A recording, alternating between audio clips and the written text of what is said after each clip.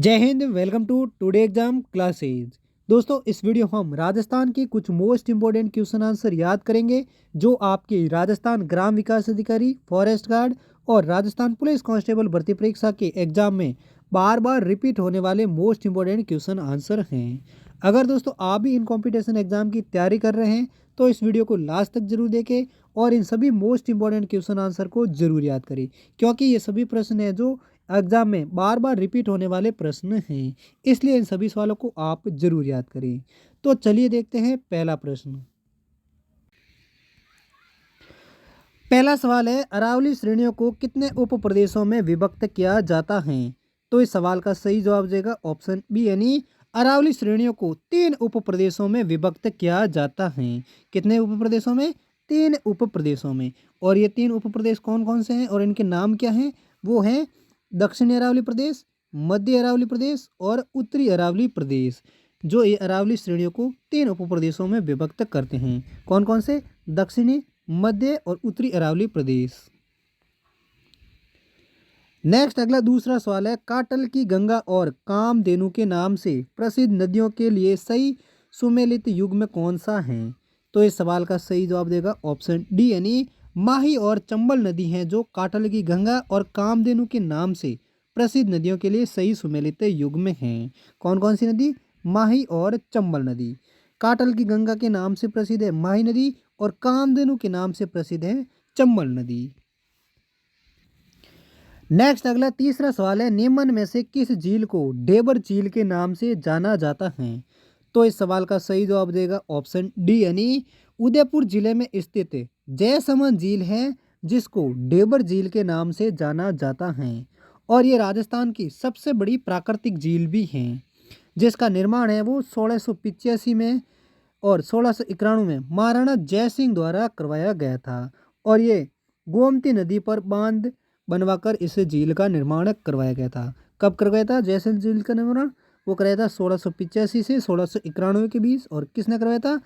महाराणा जयसिंह ने। तो इस सवाल का सही जवाब कौन सा हो जाएगा? ऑप्शन डी है वो सही जवाब हो जाएगा, यानी जयसिंह झील है जिसको डेबर झील के नाम से भी जाना जाता है, जो उदयपुर जिले में बनी हुई एक झील है। नेक्स्ट अगला सवाल है, राजस्थान सरकार द्वारा पहली वन नीति अनुमोदन कब की गई थी? तो इस सवाल का सही जवाब देगा ऑप्शन ए, यानी 18 फरवरी 2010 को राजस्थान में वन नीति की घोषणा की गई थी। कब की गई थी? 18 फरवरी 2010 को।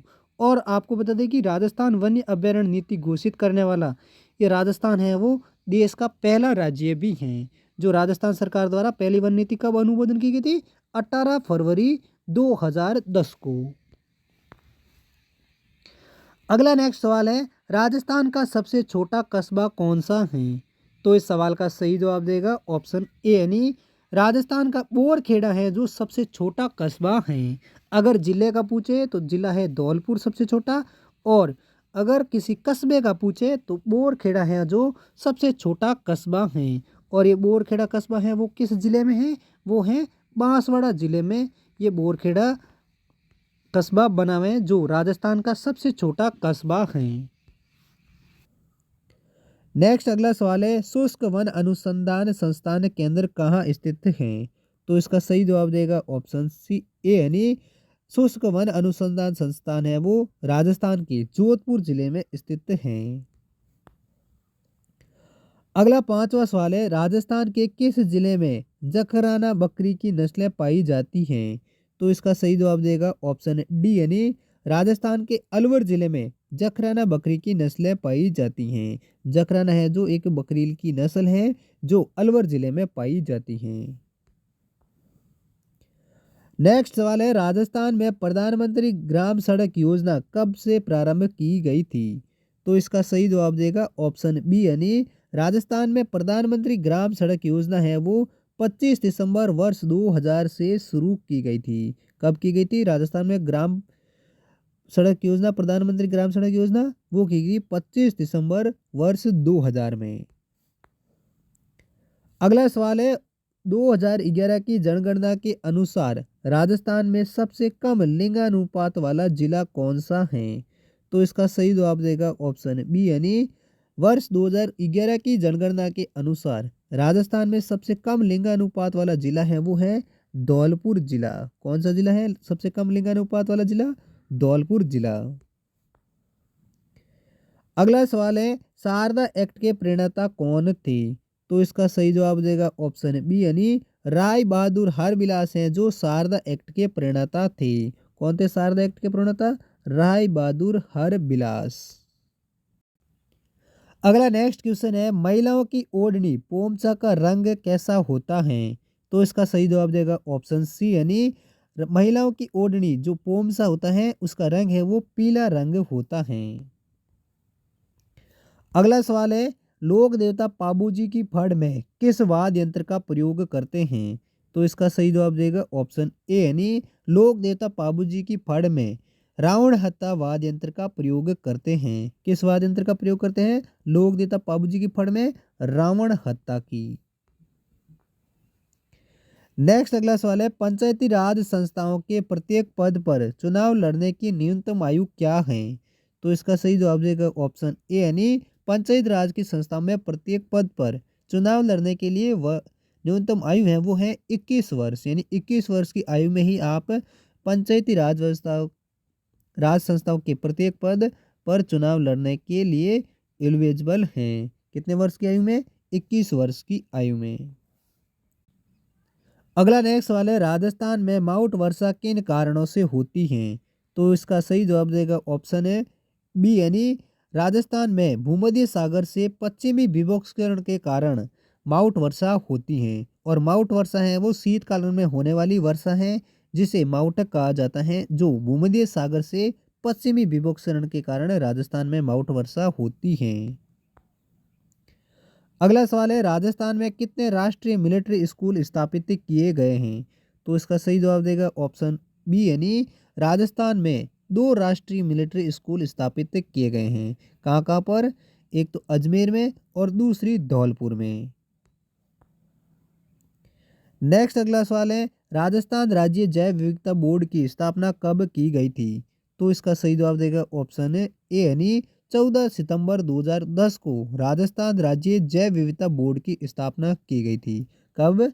14 सितंबर 2010 को। नेक्स्ट अगला सवाल है घूमर नृत्य के समय कौन सा वाद्य यंत्रों की आवश्यकता होती है? तो इस सवाल का सही जवाब देगा ऑप्शन सी यानी घूमर नृत्य करते समय ढोलक और मंजीरा वाद्य यंत्रों की आवश्यकता होती है। किनकी? ढोलक और मंजीरा की। नेक्स्ट अगला सवाल है ना सावण सुरंगो ना भादवो हरियो नामक कहावत से क्या तात्पर्य है? तो इस सवाल का सही जवाब देगा ऑप्शन ए यानी ना सावण सुरंगो ना भादो हरियो नामक कहावत का अर्थ होता है सदैव एक समान रहना। क्या अर्थ होता है? सदैव एक समान रहना। नेक्स्ट अगला सवाल है वर्षा में नाचते हुए मोर राजस्थान की किस चित्रकला की विशेषता है?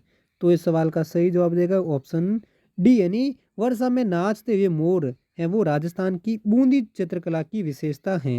किस चित्रकला की विशेषता है? बूंदी चित्रकला की। अगला नेक्स्ट अगला प्रश्न है करणी माता के मंदिर में सफेद चूहे किस नाम से जाने जाते हैं? तो इस सवाल का सही जवाब देगा ऑप्शन बी यानी करणी माता के मंदिर में जो सफेद चूहे होते हैं उनको काबा नाम से जाना जाता है। किन नाम से? काबा नाम से। और करणी माता का मंदिर का है वो बीकानेर के देशनोक में इसका मंदिर बना हुआ है। अगला प्रश्न है लोक देवता बाबा रामदेव जी के अनुयायी किस पंथ के अंतर्गत आते हैं? तो इस सवाल का सही जवाब देगा ऑप्शन ए यानी लोक देवता बाबा रामदेव जी के जो अनुयायी होते हैं वो कामड़िया पंथ के अंतर्गत आते हैं। किस पंथ के अंतर? कामड़िया पंथ के। अगला प्रश्न है राजस्थान में सातुड़ी तीज का पर्व कब मनाया जाता है? तो इस सवाल का सही जवाब देगा ऑप्शन बी यानी भाद्रपद कृष्ण तृतीया को हर साल राजस्थान में सातुड़ी तीज का पर्व मनाया जाता है। कब मनाया जाता है सातुड़ी तीज का पर्व? भाद्रपद कृष्ण तृतीया को। अगला नेक्स्ट क्वेश्चन है निम्न में से किस किले को जागीरदारों के किलों का सिरमौर कहा जाता है? तो इस सवाल का सही जवाब देगा ऑप्शन बी यानी नागौर जिले के कुचामन का किला है जिसको किलों का सिरमौर कहा जाता है। किस किले को कहा जाता है? कूचामण के किले को जागीरदारों के किलों का सिरमौर कहा जाता है, जो किस जिले में बना हुआ है, नागौर जिले में बना हुआ है। और इस किले का निर्माण है वो मेवाड़ मेड़ता शासक जालम सिंह ने करवाया था और ये राजस्थान के नागौर जिले में स्थित किला है। तो इसका सही जवाब कौन सा हो जाएगा, ऑप्शन बी है वो सही जवाब हो जाएगा, यानी कूचामण का किला है जिसको जागीरदारों के किलों का सिरमौर कहा जाता है। नेक्स्ट अगला सवाल है, कपिल मुनि का मेला कब लगता है, कब और कहाँ लगता है।